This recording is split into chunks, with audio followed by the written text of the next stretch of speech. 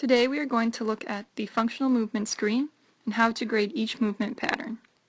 This movement screen is used to detect dysfunctional movement patterns that could make someone susceptible to injury. The video was recorded in a classroom with other people trying to complete the same project. Therefore, there will be some voices in the background, and the first couple maneuvers are performed in slow motion, so their voices will be further distorted. I greatly apologize for this inconvenience in advance. First, we're going to analyze the front squat. In order to get a score of 3 for this maneuver, you must be able to perform the squat with your torso parallel to the tibia, femur below horizontal, and your knees and the dowel aligned over the feet. Let's watch from the front view.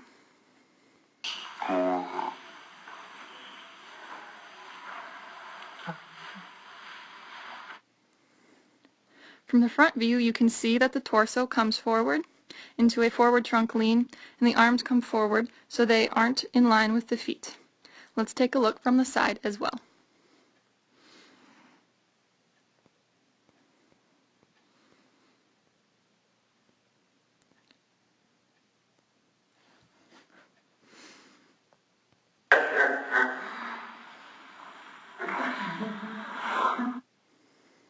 From the side view, you get a better view of the forward trunk lean and how the arms fall out of alignment with the feet.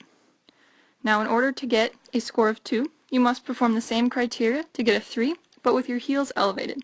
So let's see what this looks like.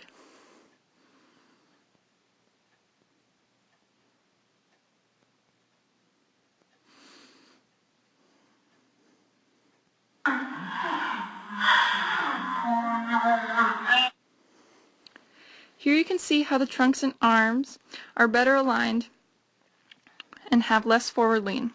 The femur is also less than horizontal, and the knees and hands are aligned over the feet.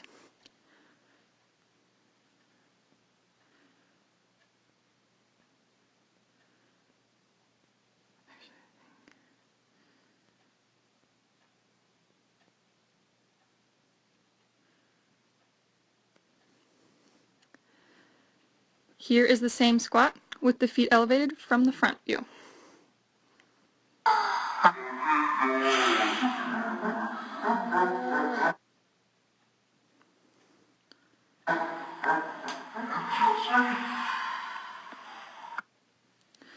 Because these criteria are met, I would rate this squat as a 2. For this to be rated as a 1, the participant would have been unable to meet the previous criteria while their heels were elevated.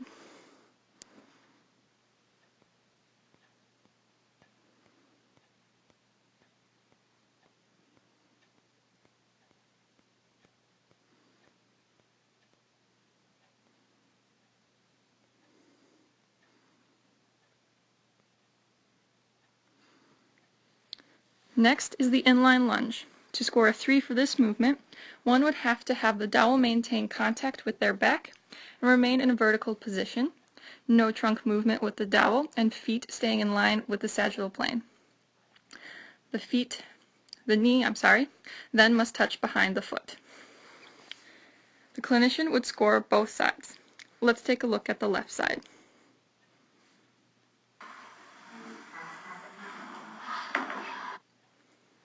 Here you can see that the torso is upright without any extra movement.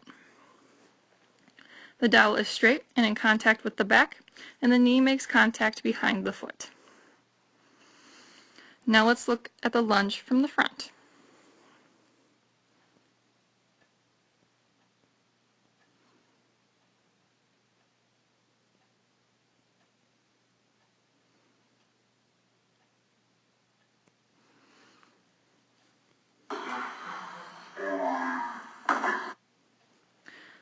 Now the dowel may be slanted, which can be attributed to the participant, but you'll notice that it didn't move in any additional It did not move into any additional movement within the sagittal plane, nor do the trunk or feet.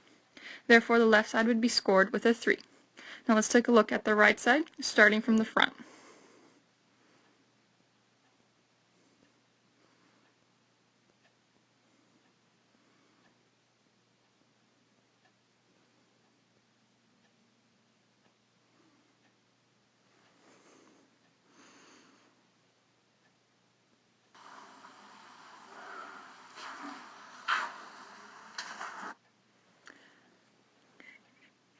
Here you can see that the trunk, feet, and dowel are also able to keep still without moving in the sagittal plane.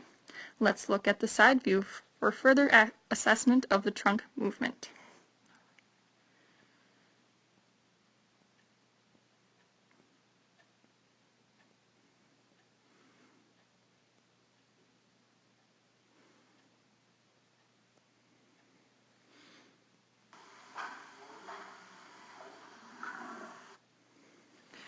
Here you have a better look at how the torso remains upright and the dowel stays in contact with the back.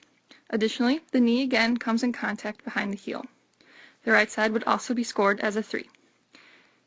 In order to score less than a 3, the participant would have to have a forward trunk lean, movement in the sagittal plane, or lose balance on the apparatus. Next will be the active straight leg raise.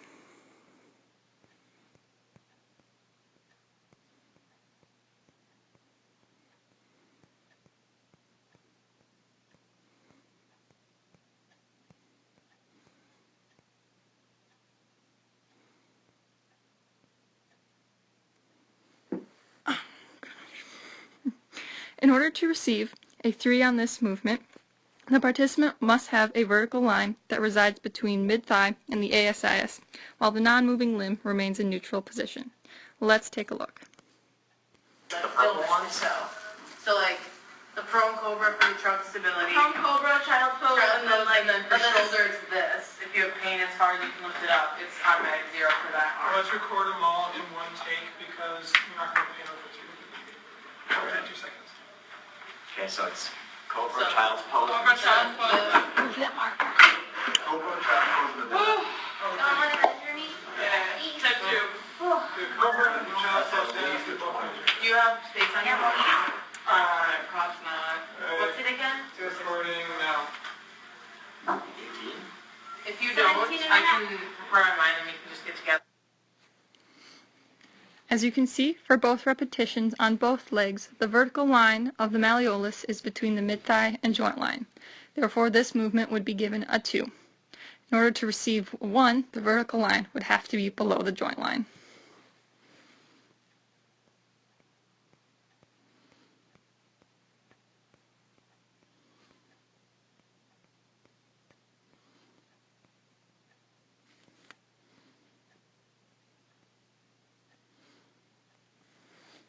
Next, we'll look at rotary stability. In order to score a 3 for this movement, the participant would have to perform a correct unilateral elbow-to-knee repetition. For a score of 2, the participant would have to perform a correct diagonal knee-to-elbow repetition. Let's take a look at the front and side views of each side. Taking a look at both sides of my body, you can see the unilateral repetition was not completed correctly for either side, because I lost my balance and was unable to finish the entire repetition. However, the diagonal pattern was able to be completed correctly. Additionally, a spinal flexion clearing test is performed after this movement. If there is any pain associated with this movement, the entire movement is reported as a 0.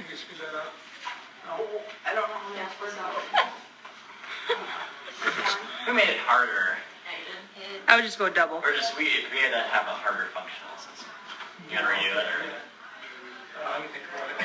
Let's do this shit first. I'm just going to do 2 each. Okay. Ready? Yep. I don't think she needs her heels. I'll do it anyway. Just in case.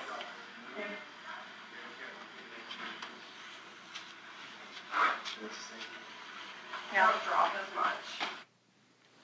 After seeing the movement, there wasn't any pain associated with spinal flexion. Therefore, the overall rating of this movement is a 2.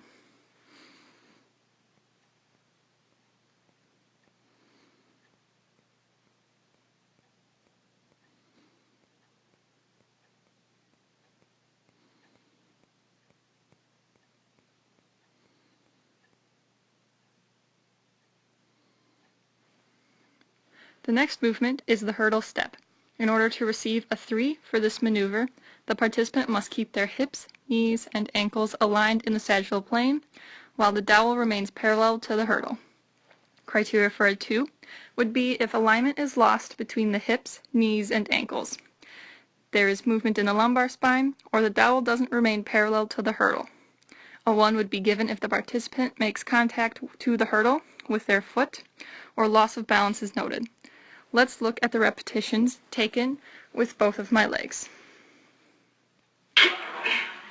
Throughout the repetitions on each leg, you'll be able to notice multiple instances in which the hip, knee, and foot are out of alignment. In some cases, a hip hike is performed to help assist the foot over the hurdle, therefore causing the malalignment. It's supposed to be. I was like, It's fine, I only did it 3 times. What's one more time? alright. So same thing, if you're on me.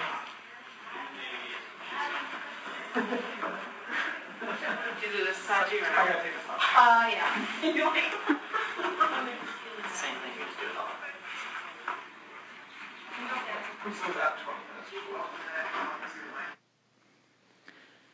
Overall, for both the left and right side, this movement would be scored as a 2.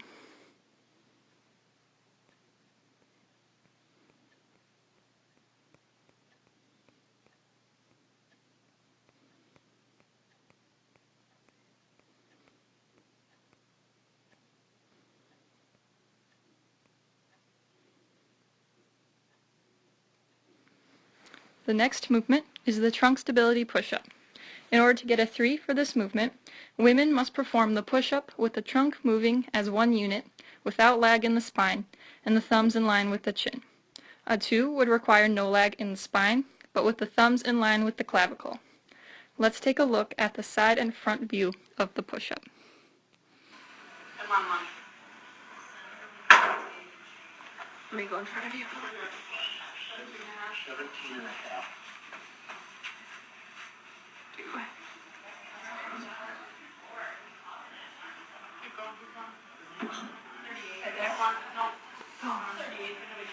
And then do the cobra.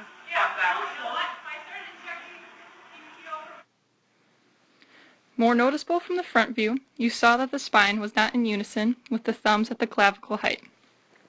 Therefore, since I was unable to perform the push-up correctly, I would be rated as a 1. This movement also has a spinal extension clearing test. Because I was able to perform the movement without pain, my rating will stay at a 1 instead of being a 0 if I were to have experienced pain.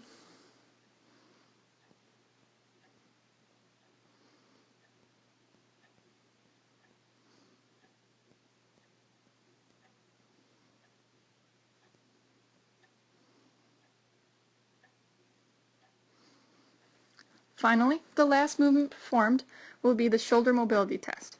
Unfortunately, the recording was cut short before I was able to assess the left shoulder, so we will only be looking at the right. Before the test is performed, the rater will measure the length of the participant's hand. In order to obtain a 3, the space between the participant's fist must be within one hand's length when placed over the head and behind the small of their back. A 2 rating would be within 1½ lengths, while a 1 would be greater than 1½ lengths. As you can see here, the length of my hand will be measured at approximately 7½ .